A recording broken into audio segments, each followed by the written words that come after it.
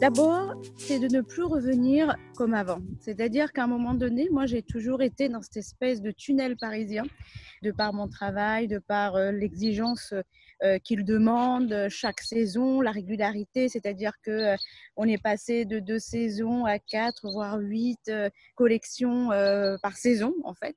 Et ça devient assez ingérable et on n'est plus dans l'humain.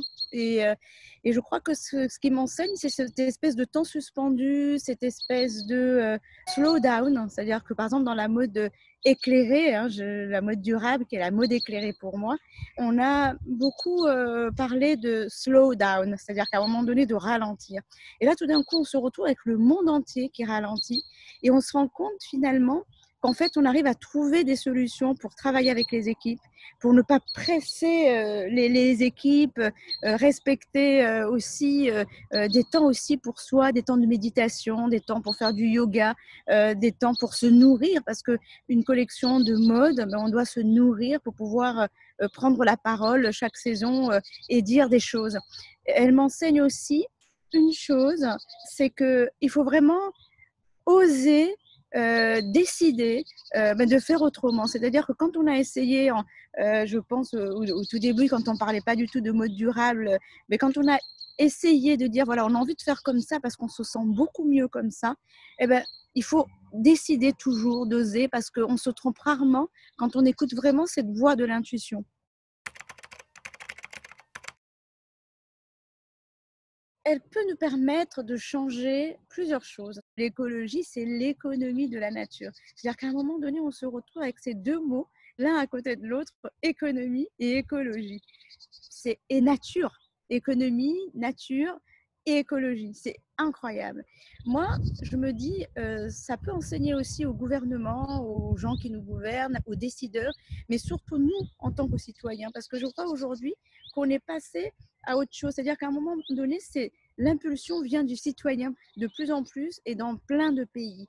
Et je crois que l'acte citoyen, cet acte d'activiste est très important. Et donc, moi, elle m'enseigne à continuer à croire et à continuer à aller voir le politique et de lui dire c'est possible, vous avez vu, même si évidemment on est tous inquiets, même si le PIB en a pris un sacré coup, enfin, on n'est pas des naïfs, mais le local, hein, toutes les problématiques qu'on a eues avec les masques, avec tout l'équipement nécessaire pour sauver des vies, on se rend compte que finalement, on a tout délocalisé. Et là, tout d'un coup, si on arrive vraiment à revenir et à localiser, parce qu'on décide maintenant de localiser, et on se rend compte, l'enseignement, c'est qu'à un moment donné, on ne peut pas tout envoyer à l'extérieur sans faire de chauvinisme. Moi, j'adore les voyages, j'adore aller voir l'ailleurs, etc. On a beaucoup à apprendre des autres. Mais là, tout d'un coup, on apprend que le local, c'est nécessaire, c'est indispensable, pas que pour l'économie, mais aussi pour sauver des vies. L'autre jour, j'écoutais Allo Adler qui a reçu pendant une semaine Edgar Morin que j'aime, que j'adore, que je trouve merveilleux. J'ai écouté en podcast, je suis allée faire des recherches derrière aussi. Et le Conseil national de la résistance, après la guerre, ils ont monté Osons les jours heureux. Et aujourd'hui, on a ces papys merveilleux comme Edgar, Claude Alfandéry, comme beaucoup d'autres, qui ont porté cette phrase, ce slogan, ce mantra, parce que plus qu'un slogan, c'est un mantra, osons les jours heureux. Moi, j'ai envie d'oser les jours heureux. J'ai envie de me dire que c'est possible. Après, restons tranquilles aussi, hein. Il y aura des choses qui vont être comme avant. Moi, je pense que quand on a essayé de faire du mieux pour la société, pour la planète, etc., etc., eh ben, il faut continuer à poursuivre ça et à essayer de le faire encore mieux. Et moi, je pense que ce qui ne sera plus jamais comme avant, ça va être un petit peu les mentalités. C'est-à-dire qu'à un moment donné, on va avoir des personnes qui vont se dire mais au final, j'ai quand même vécu de telle manière, on va rentrer à Paris, on va pouvoir enfin respirer l'air. Enfin, c'est d'une manière très concrète.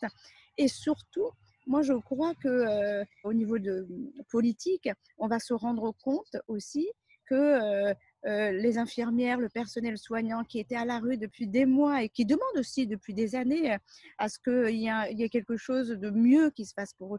Mais je pense aussi à tous ces gens de l'ombre qui font la lumière, les éboueurs, les gens, qui font en sorte qu'on puisse aller acheter à manger, pendant le enfin, des gens dont on ne parle pas, qui finalement sont utiles, mais qui sont dans la rue depuis tellement longtemps et qui demandent juste à avoir une maigre augmentation pour qu'ils puissent juste continuer à vivre.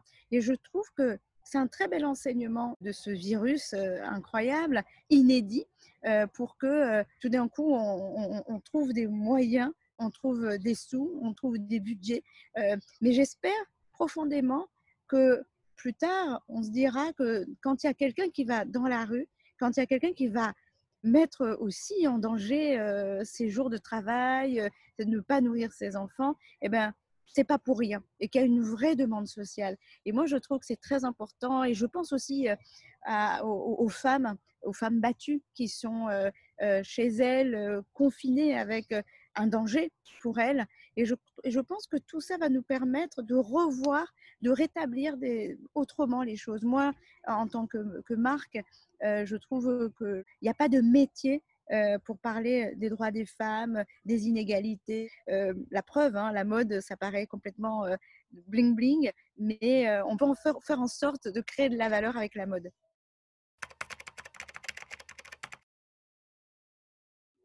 En ce qui me concerne, c'est d'essayer de poursuivre le combat hein, tel qu'on l'a mené, mais peut-être aussi, moi je m'interroge beaucoup depuis un moment, j'en parlais tout à l'heure, hein, sur toutes ces collections que l'on réalise. Ah, ça sert à quoi? On est vraiment dans cette société de consommation Kleenex.